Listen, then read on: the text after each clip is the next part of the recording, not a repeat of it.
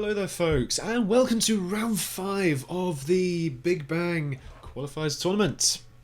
This time we've got Lord Dibble versus Tunsel. Lord Dibble going in the, I can't quite tell if that's purple or blue. That is blue on the southern spawn, and Tunsel in pink on the north spawn, playing on Duat. So I hear that Tunsels did quite well in their game earlier. I haven't seen either of these two players play, so I don't really have any preconceptions going into this game. I do, however, know that they are both going bot spawns, so that's interesting to see. And a second air following up with Tunsel there. Lord Dibble going triple bots. I'm not sure what I think about that. We'll have to see what the plans are, but I've always known that air is staple on this map, simply because of how sizable it is, how good air superiority is if you can get it and keep it.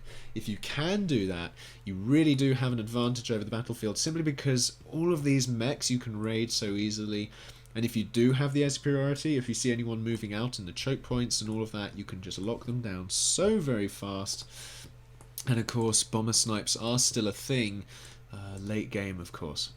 Furthermore, bots, you can get a couple of combat fabs and get some Trico going. Trico, of course, standing for tree economy, whereby the combat fabricator is reclaiming them for resources. So finally, Lord Dibble onto the third factory there, using all the fabricators to go and get the economy build up. Something I've heard advised is that you get your commander to build your factories while your fabricators go and get your economy. Of course, you do want to be careful, given that both players have gone bots on their spawn, simply because the docks moving out everywhere, they can get to places pretty fast. Scout going down here, obviously, scouting that bit earlier, which is a popular area to go and get some resources. But is managing to see this. Now, this is quite important. Is managing to see that fabricator leaving on his own without any backup. So that is going to tell Tunsel, to go and bomb that fabricator, who's going to go and build on that mech site. And we'll probably see a bomber or a single docks or a couple move down there. That is, of course, if Tunsel was paying attention. It looks as though these guys might have been rerouted down there. Have we got a move command to go down there in a variable area? No, but we have got an area patrol. Interesting. So he hasn't acted on the intel that he's seen that mechs going up there. Instead, we have the bomber coming down the mid lane, probably going to take out this fabricator here and stop the mechs going up in the middle of the base. Instead, no. Okay, yeah, so this one is going to go and get this fabricator. Is it? Sees the mechs. Is he going to swerve? Yes. And there's the fabricator. Down it goes. Like a weasel. Popping with dignity. Unfortunately, this is where the air really does come in, and Lord Dibble only just getting the air factory as his 5th factory. That is something of a delay on Duat. You really want to get your air game sorted out early on, rather than leaving it to your 5th factory, from my experience. But then again, my experience was in a previous balance, so it could have changed, but going on viable strategies, I think it is better to get the air out earlier, because it also gives you that intel that's so crucial to see where those early fabricators are going, as we saw there with Tunsel managing to snipe off the fabricator early on. So, Tunsel's play options. He's managed to wall in here insofar as he's put up a single laser turret. We'll see how far it deals with these docks. It'll certainly deal with the entire raid. And save those 2 fabricators and a couple of mechs as well. Down the other side, we just have another bomber going and peeking around, being a little bit nosy. And down the middle, still no expanding fabricators, so Tunsel playing it a little bit slower, staying in his base for a bit longer than normal. I'm normally a player on this map who sort of rushes out for this raised area here and tries to get a factory or something set up and ensure my control over this area. But then again, I do tend to lose out to back expansions and stuff, simply because I find it very difficult to keep up with the micro over time. I'm okay with macro, I think, but micro is something I struggle with. Anyway, so we can see these sort of groups of units here, again, locking down these areas. This is something you really want to do on Duat, is stop the expansions and lock down on the expansions. You do it on any map, really. But this area in particular on Duat is one of the more hotly contested ones. But we do see that Lord Dibble is delaying a little bit. He's not really moving out with his units. He has got a few Grenadiers in there, though, which is going to do okay against the vehicles and the sort of small clumps of units there, because, of course, they do have the splash damage. But we do need to see more units. Well, having said that, he's got 20 more than Tunsel, so what do I know, eh? But again, Tunsel has made the transition to vehicles, which is also quite an important step, and insofar as it's now vehicles versus bots. Again, the caveat, Grenadiers, I've heard, are quite good against vehicles.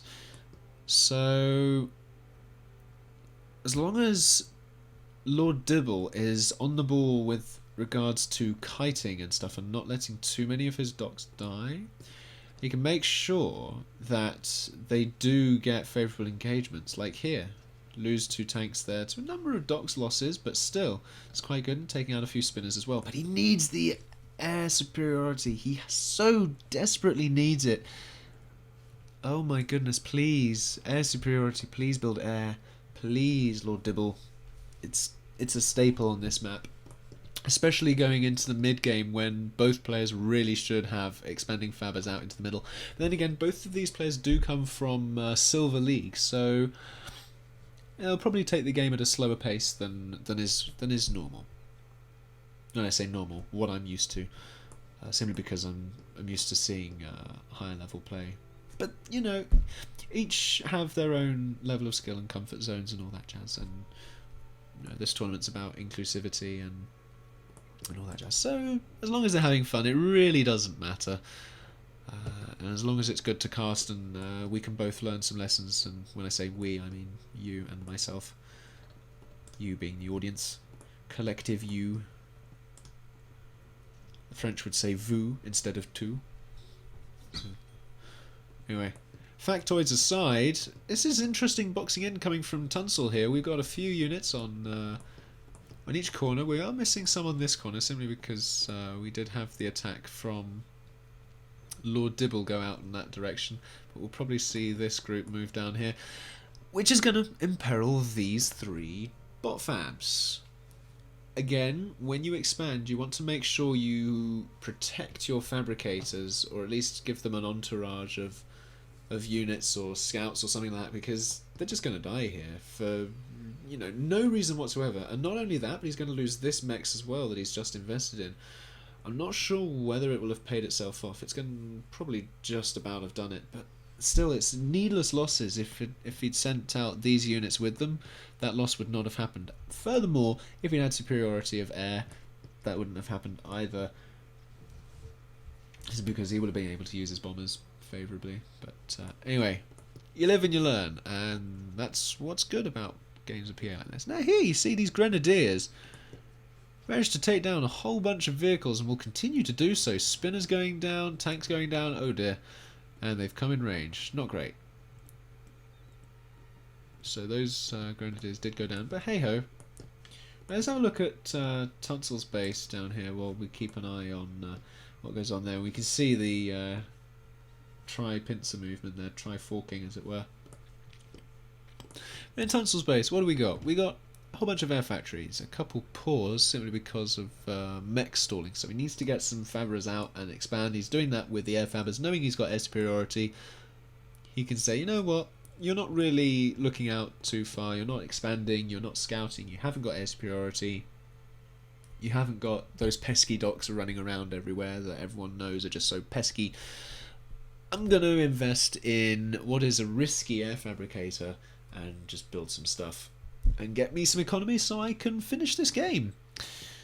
That is good. Normally I wouldn't recommend air fabricators unless you know you have your opponent boxed in, simply because of how flimsy they are. And even here you see that defensive entourage. That is the important thing, having those there.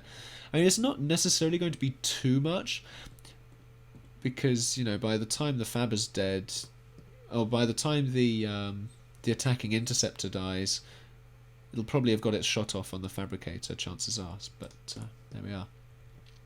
These units here have not managed to see those mechs, and they won't do, and they'll run into their death there. So that's another bit of fortune for Tunsel there. but Lord Dibble has managed to push out in more ways than one, actually, here. But unfortunately, just not clumping up his units, not looking for those favourable confrontations. I'm looking at the army tab there. He still has unit number superiority, but they're just in the wrong places, I feel, at this point. And just needs to get, so desperately needs to get air superiority back. And that is, you know, I'm going to maintain that for Lord Dibble. I think that's an important thing he needs to do. And there's the transition to vehicles. Good. We already have a few vehicle factories there, but we don't see too many tanks rolling out. Simply because they're just swamped. Interesting from Tunsel putting in so many spinners. I'm not sure that's necessary, given that Tunsel should be aware that Lord Dibble has not got the air superiority at this point in the game. So Tunsel should be able to say, you know what, they don't have the ability to destroy all of this stuff of mine, so I'm just going to go out and say, look, I'm going to put in tanks into my composition.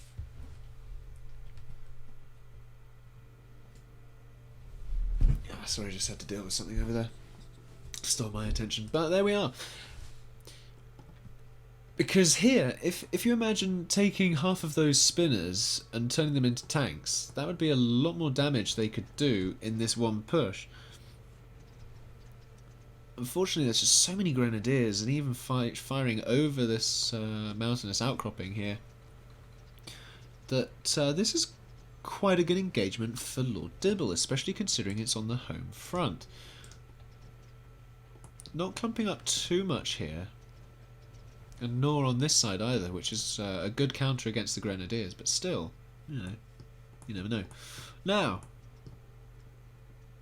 I'll leave that be for a sec, and I'll go back up to the top and have a look at what Tunsel's doing. At this point, this would be the sort of time where I personally would say, you know what, I'm going to go orbital and just mess with you, or I'm going to get a latent T2 up and just let it build in the background while I have you contained. Because if you have your opponent contained, why not? You know, the alternative to that, of course, is just get out more T1 production. The only issue that Tunsel is having right now is one of metal. I know the number's not red at the moment, but it was recently, and that is where this expansion is coming in, and it's good to see some expansion from one of these players. Oh, what a welcome sight that is. What is even better to do here than just expanding like this is to put up another factory as well there, so that you have a sort of staging post and a sort of mini base over there. So that if something does end up killing the fabricator, you do still have the factory there that can produce more fabricators, can produce more defences, and can hold that position for a little bit longer than just a fabricator and a defensive entourage on its own could have done. And it would also buy your reinforcements time to get there before the whole expansion was contested and destroyed.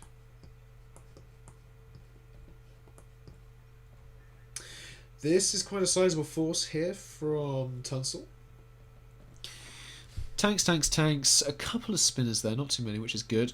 It seems as though they've sort of sorted out their ratio of it, although it might just be an artifact of the number of factories they have. I'm not sure about the ratios. I don't know. It looks like it might be 3-to-1, I'm going to assume here, perhaps. One of them is producing infernos, so you've got to take that into account. So yeah, I mean, might be able to sneak that up to 1-to-4, to be honest. Especially considering you have air superiority, might be able to slip that to 1-to-5. But just more factories, more mechs, more factories. I mean, here, why not more air factories? And just really press in with the bombers. But Tunsel stalling like this and not putting enough pressure on Lord Dibble is giving Lord Dibble the chance to push out and claim back some land. I mean, look at this push. It's quite good, although that itself is kind of an illusion. Because look at all the spinners there. That's a lot of spinners, at least 15 spinners. Probably closer to 20 there even. Yeah, looks like 20 spinners. I'm gonna say, maybe 21, I don't know. But a lot. Unnecessary number of spinners. I think probably could have cut that in half and said, you know, oh, that's fine. Because even with the air superiority Tunsel has, it's not an insane amount of air. I've seen air superiority which is, you know, 5-10 times as potent as this one. But I think the major thing that Lord Dibble is lacking at the moment is intel and scouting. He just needs to get some air just going around with some fireflies and just get some scouting down. But fortunately here, even there, you managed to take out a mechs and see that there was expansion there. Good decision not to carry on, although I don't think it was a case of, I've seen that army, I'm going to back off and go around. It was more a case of, I haven't really noticed this, I'm just going to continue up. But this push here, this one is evil looking. Look at that. There's only a few spinners in there, so many grenadiers, so many docks. That's going to be nasty to deal with. Especially considering, looking down here, we really don't have all that much defence on this side of the base, plus it's where the commander is and he's left idle. Not what you want to be doing, Lord Dibble. Also, I approve of the commander. I love the Delta commander so much. Anyway, we do also have units pushing in from the other side of the base, so I'll keep an eye on that commander there, and I'll look over here. We see these units coming in here. They are going to die, though, simply because of the large number here that are sat in the base. They do take out mechs, but, you know, Lord Dibble is already stalling on the mechs.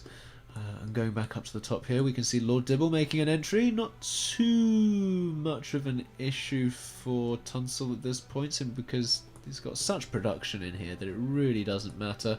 He can shut this down without a second thought. But the main thing is down here on the South Pole, we have the incursion that could settle this game once and for all. The big battle that is about to occur. What is this dynamic camera doing? There we go. Now it's working. Good. But, you know, so many grenadiers just arcing shots there, looking lovely, running in. I mean, the thing here is it could have been split into a number of groups, and that probably would have given Tunsel an even more favourable engagement than Tunsel was getting here in the first place, simply because of the splash damage of the grenadiers. You know, this is a big setback for Lord Dibble, especially considering the commander is now located. GG is called by Lord Dibble. Tunsel takes the victory yet again. Because I've heard Tunsel has been victorious previously in the tournament. So, another win under the belt for the qualifiers. Good game to both players. Good lessons learned, I hope. Don't forget to drop a like if you liked it, and leave any comments you have, thoughts and feedback, and subscribe for more PA videos coming very, very soon indeed. Thanks again for watching, folks, and as always, I'll see you in the next one. Have a nice day. Simply because, as we've already covered, Grenadier splash damage versus bots plus vehicles. So that's a double win. Though Neon does have the Grenadiers for the splash damage, but vehicles. All the boom bots. Could we see a Boombot snipe here with an out-of-place commander with no defences, no docks, no plan? Looks like that might be the case here. Really not great. He needs to put up some walls. Oh, Neon made the big mistake of not scouting and keeping the intelligence. In come the Boombots. Will the Uber Cannon go off in time? One goes, but it's not enough. And that is the end of Neon. Oh dear. Good game to Monkey Soldier, held his own so well, especially against all the pushes Neon made, and really good lockdown of the rest of the map there as well.